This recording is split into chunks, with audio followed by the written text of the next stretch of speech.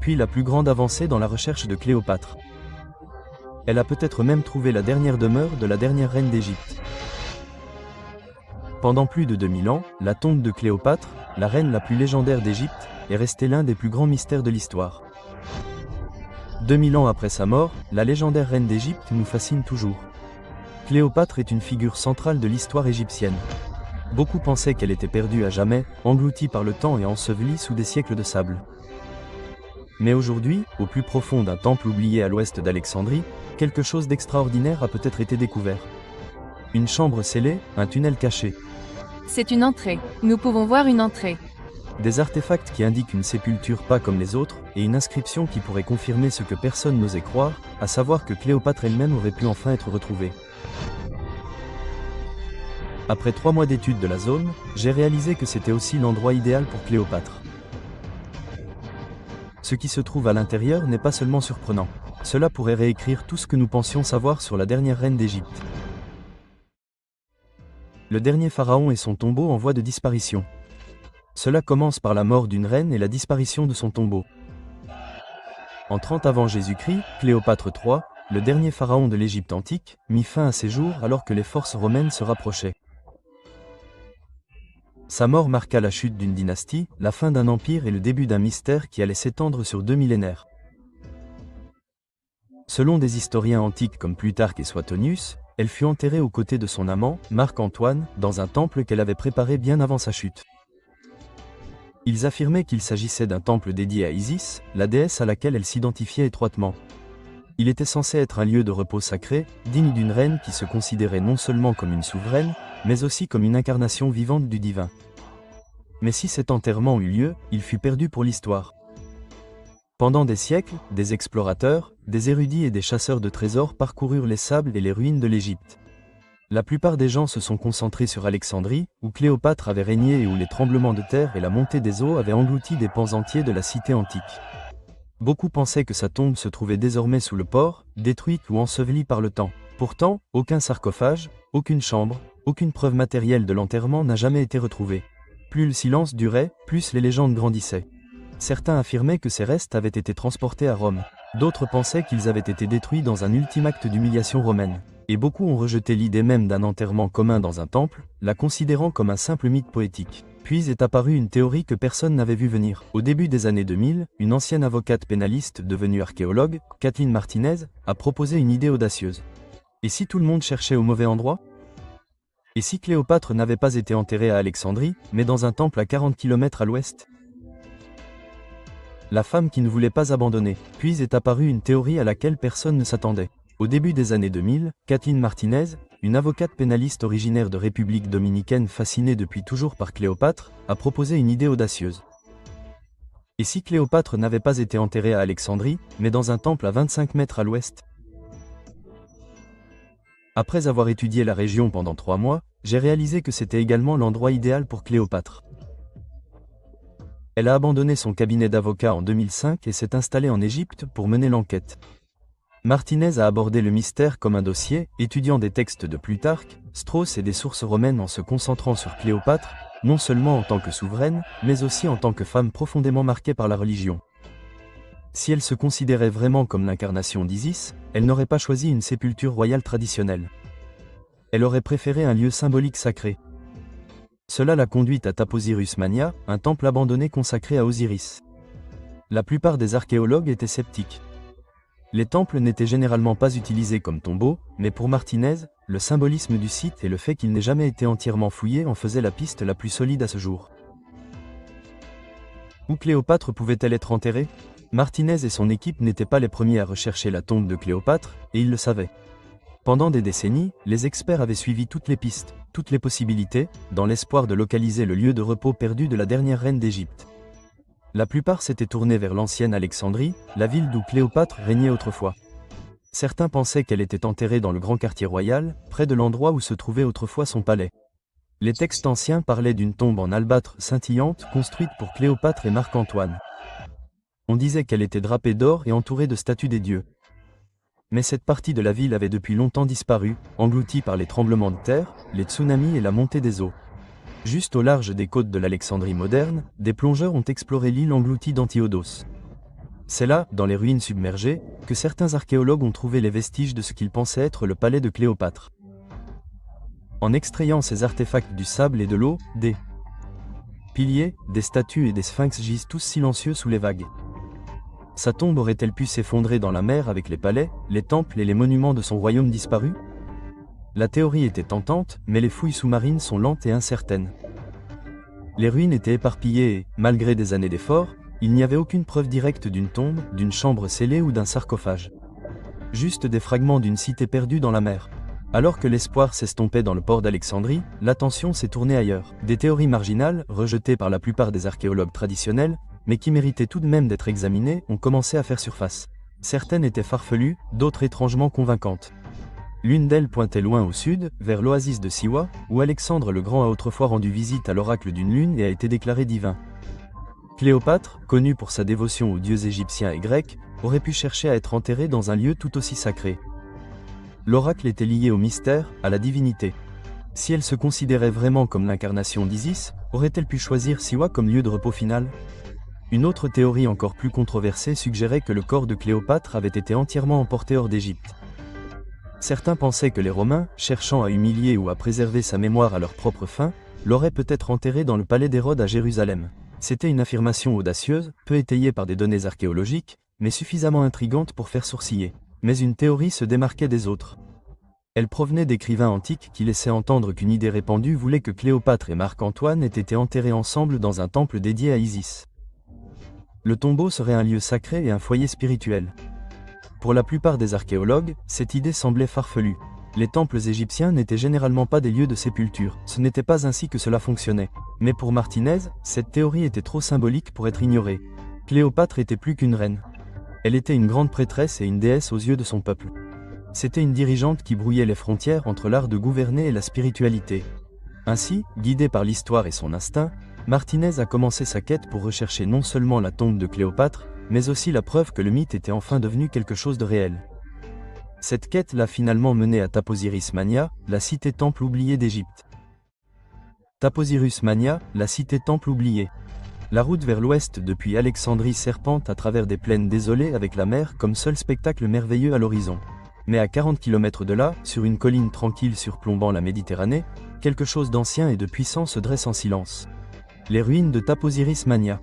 Pour la plupart, cela ressemblait à un autre temple en ruine, depuis longtemps dépouillé de sa grandeur par le temps et les intempéries. Mais pour Kathleen Martinez et son équipe, c'était un lieu rempli de secrets. Construit vers 280 AV. JC pendant la période TMIC de l'Égypte, Taposiris Mania n'était pas un simple sanctuaire local. C'était une cité-temple florissante et un centre côtier stratégique ayant une importance religieuse et militaire. Son nom signifie Grand tombeau d'Osiris, et il était dédié au dieu de la mort et de la résurrection, un fait qui intrigua Martinez dès le début. Si Cléopâtre, qui se présentait comme l'incarnation d'Isis, voulait un lieu de sépulture digne de son identité spirituelle, ce temple consacré au mari d'Isis avait plus de sens que n'importe quelle nécropole. Mais ce n'était pas seulement le nom du temple qui faisait sourciller. Les légendes locales parlaient de rois enterrés et de pharaons endormis sous ces pierres. Les pêcheurs et les villageois se transmettaient ces histoires depuis des générations, racontant des histoires de sols creux, de pièces scellées et de pas résonnant sous la terre. Avec un peu plus de détermination et une théorie, Martinez obtint un rare permis de fouille et commença à creuser. C'est un puits, et nous essayons de découvrir où il nous a menés. Martinez et son groupe ont passé au crible les débris pendant les premières années, lentes et épuisantes, luttant contre la poussière, le vent et le poids du scepticisme. Mais le temple a commencé à parler. Couche après couche, année après année, les indices se sont accumulés. Au fur et à mesure que les fouilles de Martinez se poursuivaient, ces histoires de pas sous terre ont commencé à ressembler de moins en moins à des mythes. L'équipe a découvert 27 tombes creusées dans le substrat rocheux entourant le temple. Certaines avaient des plafonds voûtés, d'autres des escaliers descendant dans l'obscurité. À l'intérieur se trouvaient des momies gréco-romaines, dont beaucoup étaient dorées à la feuille d'or, une pratique réservée à l'élite ou aux personnages sacrés. Certains portaient des masques mortuaires, les yeux fixés vers le temple comme s'ils veillaient sur quelque chose ou quelqu'un. Plus curieuse encore était la disposition des sépultures. Les puits n'étaient pas orientés vers le soleil levant, comme l'étaient les tombes égyptiennes typiques, mais vers le sanctuaire intérieur du temple lui-même. Cette orientation à elle seule suggérait quelque chose de radical. Le temple n'était peut-être pas seulement un lieu de culte, mais aussi d'inhumation. Puis sont apparues les anomalies structurelles. Alors que les temples étaient généralement construits sur un terrain plat, Taposiris Mania était surélevé, et c'était un choix délibéré. Sous ses fondations se trouvaient des couches de renforts en pierre, des chambres et des vides curieux détectés par un radar à pénétration de sol. Martinez soupçonnait qu'il pouvait s'agir de pièces scellées ou d'espaces rituels cachés sous la structure. Des artefacts éparpillés ajoutaient à l'intrigue. Ils ont trouvé des amulettes d'Isis, des pièces de monnaie taméiques et des dépôts de fondations. Ces objets cérémoniels ont été placés lors de la construction du temple. Ce mur de preuves grandissant indiquait une chose. Taposiris Mania commençait désormais à ressembler à un puzzle auquel il manquait une pièce royale. Et chaque nouvelle couche que l'équipe épluchait les rapprochait de son centre. À ce moment-là, ils sont tombés sur quelque chose d'inattendu. Il y avait un tunnel sous les ruines qui menait exactement là où personne n'aurait pensé à regarder, car il était incroyablement profond et précis. Le tunnel qui ne devrait pas exister. En 2023, les fouilles de Taposiris Mania avaient déjà révélé plus que quiconque ne l'avait imaginé, en particulier des artefacts sacrés. Mais rien n'aurait pu préparer l'équipe à ce qu'elle allait découvrir ensuite. Martinez ne découvrait pas seulement des poteries et des pierres. Elle découvrait un schéma qui indiquait la possibilité d'une sépulture royale secrète cachée dans les fondations même d'un temple construit pour honorer les morts. Et plus elle s'enfonçait, plus le temple commençait à révéler que Taposiris Mania n'était pas un simple lieu de sépulture.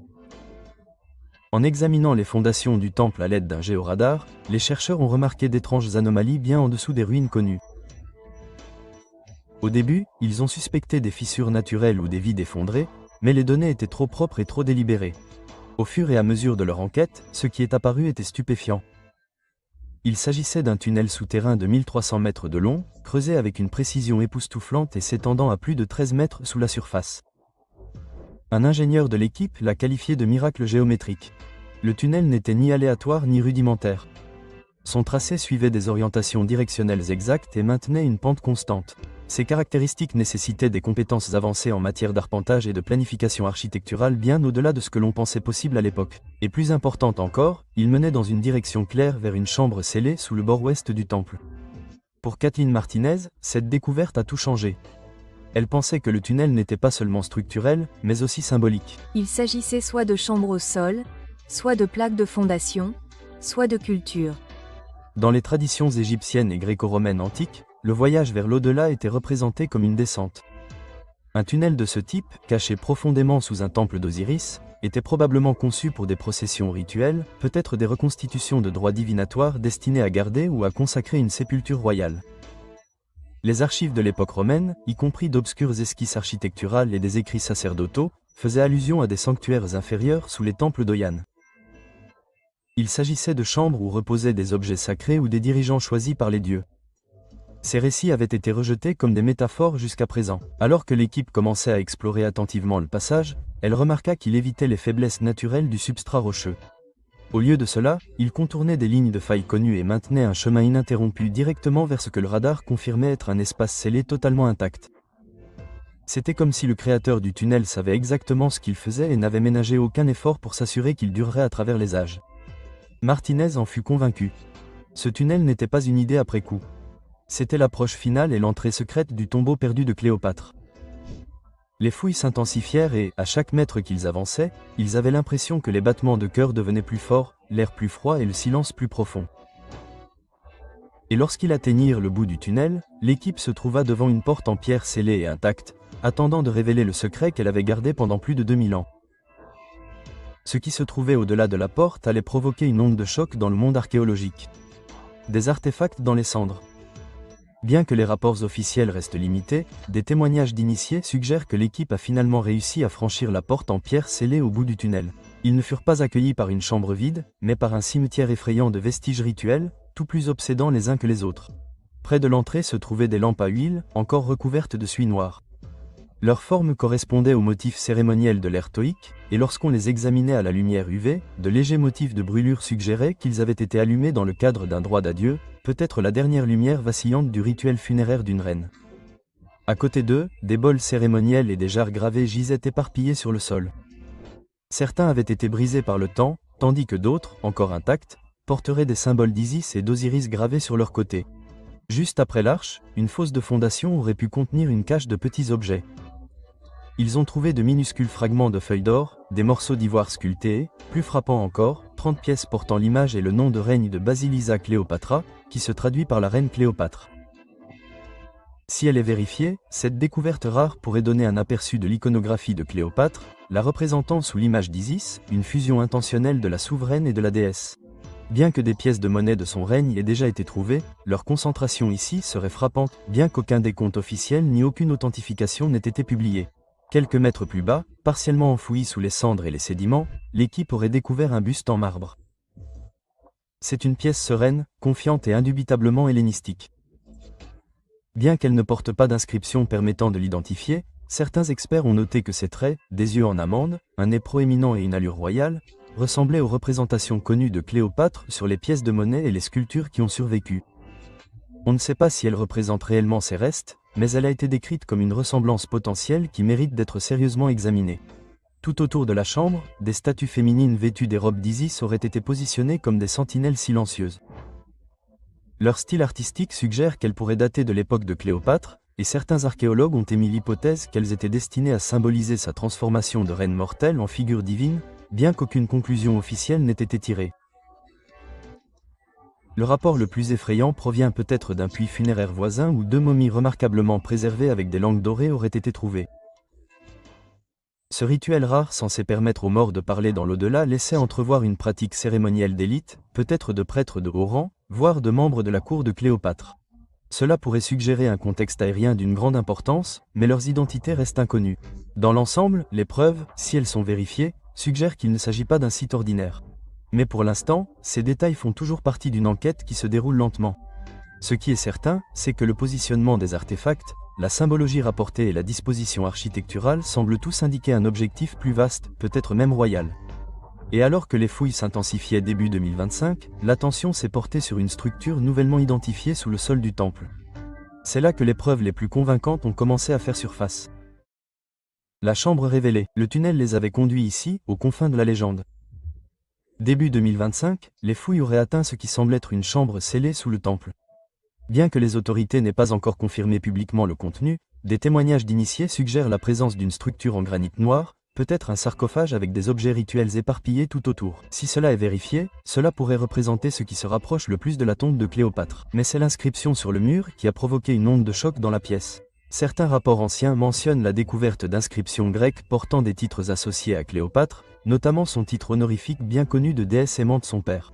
Une inscription pourrait même faire référence à une transformation en Isis après la mort. Si elle est authentique, la découverte pourrait suggérer que l'enterrement était destiné à consolider l'identité divine de Cléopâtre dans l'au-delà. Certains pensent que les inscriptions qu'ils ont trouvées, en particulier l'expression déesse aimante son père, pourraient être un indice important. Ce titre est historiquement associé à Cléopâtre, la reliant directement à son père, Tami Ier XIIe. C'était un titre honorifique royal qu'elle a utilisé tout au long de son règne, apparaissant sur des pièces de monnaie et des inscriptions. Mais la deuxième phrase, celle qui est devenue Isis dans la mort, si elle était authentifiée, serait encore plus convaincante. Elle fait étroitement écho à l'image que Cléopâtre avait d'elle-même en tant que figure divine, en particulier à son association avec la déesse Isis. Bien qu'il ne soit pas clair si cette inscription était destinée à identifier directement la personne enterrée là comme étant Cléopâtre elle-même, le symbolisme s'aligne fortement sur ses efforts connus pour brouiller la frontière entre monarque et divinité. Tout dans la conception de la chambre, de la disposition des offrandes au mélange d'images égyptiennes et hébraïques, suggère que quiconque était enterré ici était honoré comme étant plus qu'un simple membre de la royauté. Certains experts pensent que cela pourrait refléter une transformation spirituelle, peut-être destinée à élever le défunt au statut divin. Il reste à confirmer si cette personne était Cléopâtre, mais les preuves continuent d'évoquer cette possibilité alléchante. L'archéologue en chef aurait exprimé ce que de nombreux membres de l'équipe se demandaient en privé. Cela pourrait être elle, cela pourrait être Cléopâtre. Si c'est le cas, cela change tout. Mais tout le monde dans la salle n'était pas prêt à être d'accord. Même parmi les experts présents, il y a eu des échanges calmes, des regards sceptiques et une compréhension commune que la prudence était essentielle. Les preuves étaient accablantes, mais toujours incomplètes. L'identité de l'individu supposé être enterré dans la chambre n'était toujours pas confirmée. Sans analyse ADN, tests isotopiques et datation des artefacts, les résultats ne pouvaient pas encore être déclarés définitifs. Aucune déclaration officielle n'a été publiée et aucune conférence de presse n'a eu lieu. Seules des conversations feutrées circulaient dans les milieux archéologiques, laissant entendre que quelque chose de monumental pourrait prendre forme sous les ruines de Taposirus Mania. Pourtant, malgré tant de questions sans réponse, cela représentait la piste la plus prometteuse depuis 2 millénaires. Après des siècles de mythes, de rumeurs et d'impasses universitaires, Cléopâtre, la dernière pharaone d'Égypte, une reine qui se présentait comme une déesse vivante pour son peuple, pourrait enfin avoir été retrouvée. Le débat explose. En coulisses, au sein des cercles historiques et universitaires, le débat avait déjà commencé à bouillonner. Dans des correspondants privés et des discussions officieuses, certains chercheurs ont exprimé leur scepticisme. Une reine d'une telle stature pouvait-elle vraiment être enterrée dans un temple? Les inscriptions pouvaient-elles être mal interprétées? Les initiés des milieux archéologiques égyptiens affirmaient que les temples étaient destinés au culte et non à la sépulture. Par conséquent, Cléopâtre ne serait jamais enterrée dans un temple. Leurs propos ont suscité une tempête de doutes. Pour lui et d'autres, cette idée même remettait en cause les croyances fondamentales de la tradition égyptologique. Mais les archéologues sur place ont répliqué, citant des sources anciennes qui avaient spécifiquement écrit que Cléopâtre avait été enterrée dans un temple d'Isis. Le texte parlait d'une sépulture digne d'une reine et d'une prêtresse à l'intérieur de murs sacrés. Cette description correspondait mieux à Taposiris Mania qu'à tout autre site connu. Pourtant, d'autres questions subsistaient. Pour déterminer si les matériaux correspondaient effectivement à la vie de Cléopâtre, des tests ADN, une datation des artefacts et une analyse des résidus étaient nécessaires. Ensuite, la nouvelle pouvait être partagée avec le monde entier. Mais peu à peu, les informations sur la tombe avaient commencé à fuir du monde universitaire. Des rumeurs ont commencé à circuler selon lesquelles l'annonce de la découverte était retardée ou supprimée parce que les implications étaient tout simplement trop explosives.